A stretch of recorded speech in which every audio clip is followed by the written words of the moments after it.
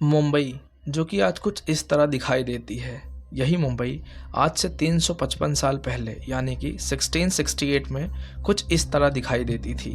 नमस्कार दोस्तों, आपका स्वागत है आपके अपने चैनल सौरभ सैनी पर। अगर आप नए हैं यहाँ पर तो प्लीज़ चैनल को सब्सक्राइब कीजिए, इस वीडियो को लाइक कीजिए और अपने दोस्तों के साथ इस वीडियो को शेयर कीजिए। मैं आपको मुंबई के बारे में बहुत कुछ ऐसा बताने वाला हूँ जो आप शायद ही जानते होंगे। तो दोस्तों शुरू करते हैं इस वीडियो को।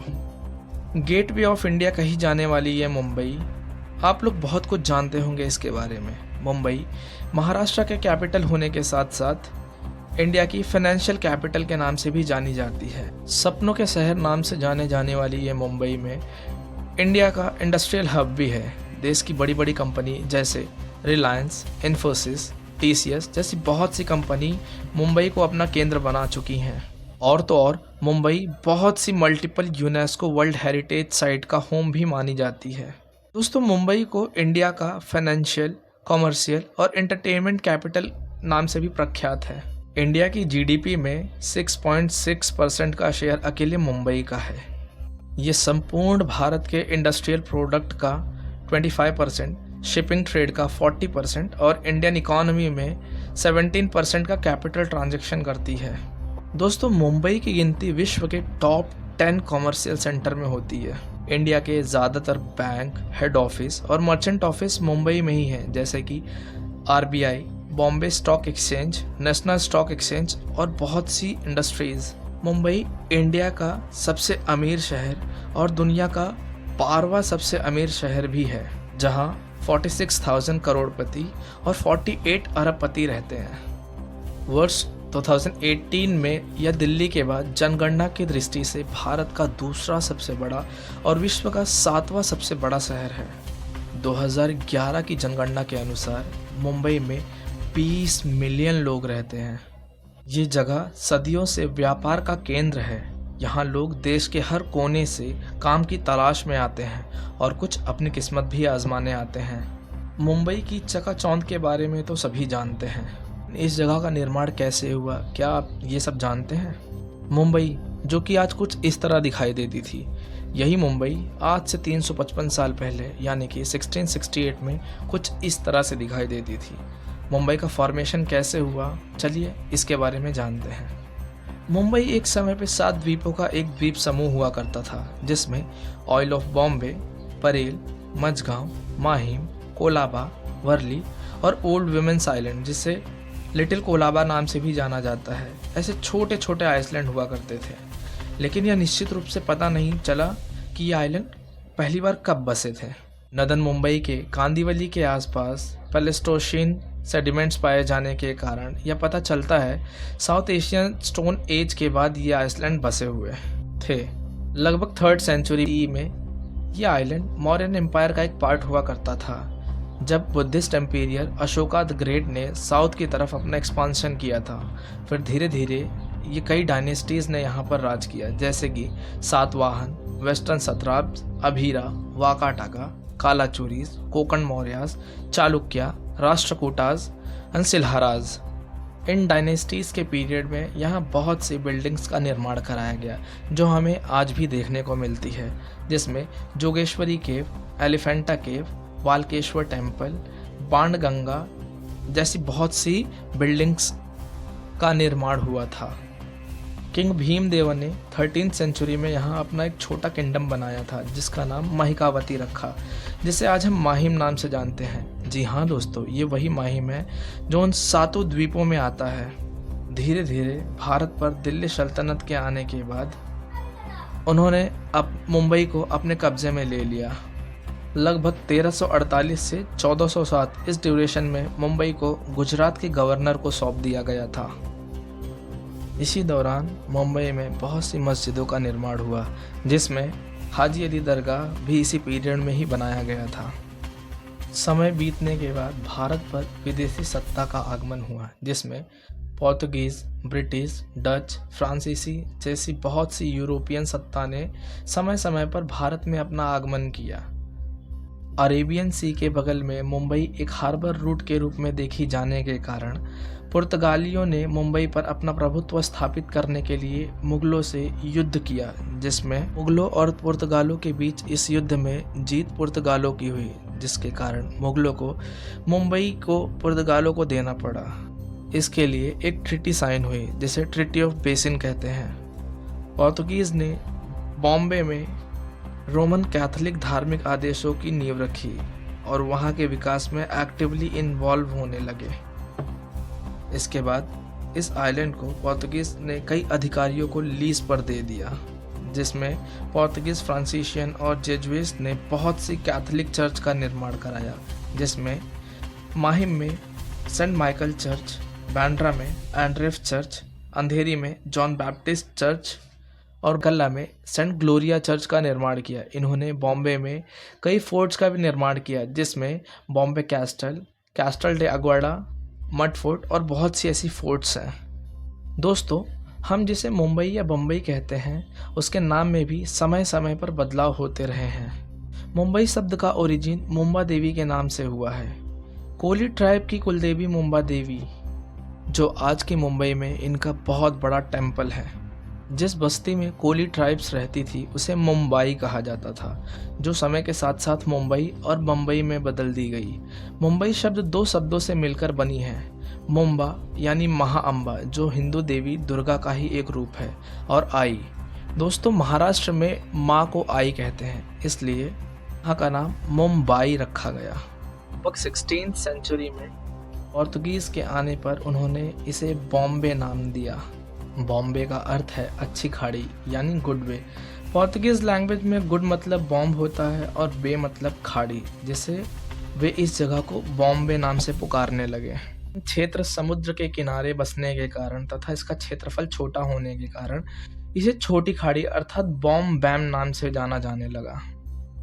1516 में होजे पेड्रो मोशादो ने एक डिक्शनरी लिखी, जिसका नाम एटाइमोलॉजी ओनोमेस्टिक्स है। एक पोर्तुगीज़ डिक्शनरी है, जिसमें मुंबई को बेनम जम्बू या मायाम्बू नाम से भी दिखाया गया है। इससे पहले 1508 में पोर्तुगीज़ राइटर गैस्पर कोरिया ने अपने लिखे हुए बुक लीजेंड द इंडिया में मुंबई को बॉम्बैम नाम से भी प्रयोग किया है। दोस्तों, सिर्फ पोर्तुगीज़ द्वारा ही मुंबई का नाम बार बार चेंज नहीं हुआ है। भारत पर और मुंबई में भी इस्लामिक रूल होने के बाद अली मोहम्मद खान, दीवान और revenue minister of Gujarat province के लिखे किताब मीरत ए अहमदी में मुंबई को मानबाई के नाम से भी दर्शाया गया है। और तो और मैं एक आर्टिकल पढ़ रहा था, जिसमें मुंबई को काकामुची और गालाजू कंजा नाम से भी पुकारा गया है कई बार। दोस्तों, उस आर्टिकल से पता चलता है कि काकामुची और गालाजू कंजा ये दोनों नाम मुंबई के सबसे पुराने नामों में से एक हैं। दोस्तों, ब्रिटिशर्स के भारत आगमन के बाद उन्होंने अपना हेडक्वार्टर सूरत में बनाया, लेकिन मुंबई को एक हार्बर रूट देखे जाने के कारण उनकी नज़र हमेशा मुंबई पर ही थी। लेकिन मुंबई पोर्तुगीज़ के अंडर में आने के कारण उन्होंने स्कॉटलैंड के किंग चार्ल्स II की शादी का प्रस्ताव पोर्तुगीज़ क्वीन कैथरीन बरगेंजा के साथ रखा। चार्ल्स II और कैथरीन बरगेंजा की शादी का प्रस्ताव स्वीकार करने के बाद पुर्तगीज़ ने मुंबई को ब्रिटिशर्स को दहेज के रूप में दे दिया गया। जी हाँ दोस्तों, दहेज के रूप में मुंबई को दे दिया गया था, जिसके बाद ब्रिटिश गवर्नमेंट ने मुंबई को ब्रिटिश ईस्ट इंडिया कंपनी को 10 पाउंड पर एनम पर लीज पर दे दिया। 10 पाउंड सुनने में बहुत अजीब लगता है। 10 पाउंड से आज लोगों की नीड भी पूरी नहीं हो सकती। उसी 10 पाउंड पर पूरी मुंबई को 1 साल के लिए लीज पर दे दिया गया था। मुंबई के ये सभी 7 आइलैंड फॉर्मर पोर्तुगीज़ कॉलोनी थे। 1665 में ब्रिटिश के कब्ज़े में आने के बाद लगभग 1672 में शुरू हुआ लैंड रिक्लेमेशन का प्रोसेस, जो कि नैरो इंट्रा आइसलैंड पैसेज में डाइक बनाकर उन खाली जगहों को भरना जो आइलैंड के बीच में हुआ करते थे। ये प्रोसेस से उस समय चावल की खेती तथा एग्रीकल्चर और लाइफ स्टॉक पर्पस के लिए किया गया था। हॉर्नबी वेलार्ड बॉम्बे के सभी 7 आइलैंड को डीप नेचुरल हार्बर से जोड़ने के लिए एक कॉजवे बनाने का प्रोजेक्ट था। प्रोजेक्ट 1782 में गवर्नर विलियम हॉर्नबी द्वारा शुरू की गई थी और इस आइलैंड को 1838 तक जोड़ा जाना था। इस कॉजवे का पर्पस था वर्ली क्रीक को ब्लॉक करने के लिए और बॉम्बे के निचले इलाकों को उच्च ज्वार पर बाढ़ से बचाने के लिए। इसकी लागत इंजीनियरिंग परियोजनाओं में से एक थी जिसने बॉम्बे के 7 आइलैंड को एक आइलैंड में बदल दिया। 1860 तक सैन कुरला कॉजवे के निर्माण के साथ ही पूरा आइलैंड एक पेनिनसुला बन गया जो मेनलैंड से लिंक था। लैंड रिक्लेमेशन की पूरी प्रोसेस आप एक ग्राफिक वीडियो में देख सकते हैं। इस वीडियो में सब कुछ बहुत बारीकी से बताया गया है। इस पूरे प्रोजेक्ट को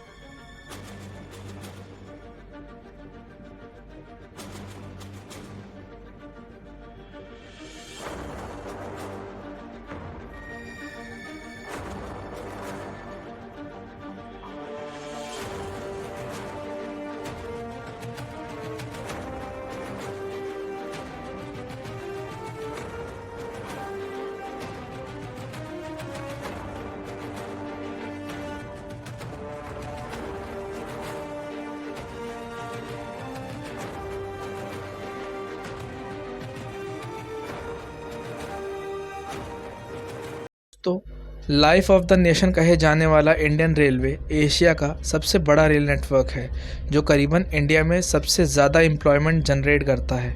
लेकिन क्या आपको पता है कि इंडिया में सबसे पहले रेलवे की शुरुआत भी मुंबई में ही हुई थी। जब 1832 में ब्रिटिश भारत में रेलवे सिस्टम स्थापित करने का प्रस्ताव पारित किया गया था, उसी समय ब्रिटेन में रेलवे अपने फर्स्ट स्टेज में था। लगभग 1844 में इंडिया के गवर्नर जनरल लॉर्ड हार्डिंग ने व्यापार को बढ़ाने के लिए प्राइवेट बिजनेसमैन को रेलवे सिस्टम स्टेबलाइज करने की मंजूरी दे दी थी और उसके अगले साल 1845 में 2 कंपनियों का गठन हुआ, जिसमें पहला ईस्ट इंडियन रेलवे कंपनी और दूसरा ग्रेट इंडियन पेनिनसुला रेलवेज था। दोस्तों, 1850 में great Indian peninsula railway company ने मुंबई से थाने तक रेलवे लाइन बिछाने का काम शुरू किया और साल 1853 में पहली बार विक्टोरिया टर्मिनस से थाने के बीच में 35 किलोमीटर के डिस्टेंस में इंडिया का पहला ट्रेन चलाया गया था, जिसमें 20 बोगियों को 3 इंजन की मदद से चलाया गया था और इसमें 400 लोग यात्रा कर रहे थे। इस रेलवे प्रोजेक्ट की सफलता के बाद इंडिया में विकास कार्य ने रफ्तार पकड़ ली थी, लेकिन इससे ज़्यादा फ़ायदा ब्रिटिशर्स को होता था। धीरे धीरे मुंबई में उद्योगपतियों का आवागमन चालू हुआ। साल 1903 में जमशेदजी टाटा द्वारा मुंबई में पहली लग्जरी होटल का निर्माण हुआ, जो ताज होटल के नाम से प्रसिद्ध है। इसके बाद साल 1911 में ब्रिटिश किंग जॉर्ज फाई और क्वीन मैरी के पहली बार इंडिया आने की याद में गेटवे ऑफ इंडिया का निर्माण किया गया था। धीरे धीरे समय बीतता गया और उद्योगपतियों ने मुंबई को अपना केंद्र बनाया। मुंबई दुनिया की सबसे अमीर सिटीज़ की गिनती में आने लगी।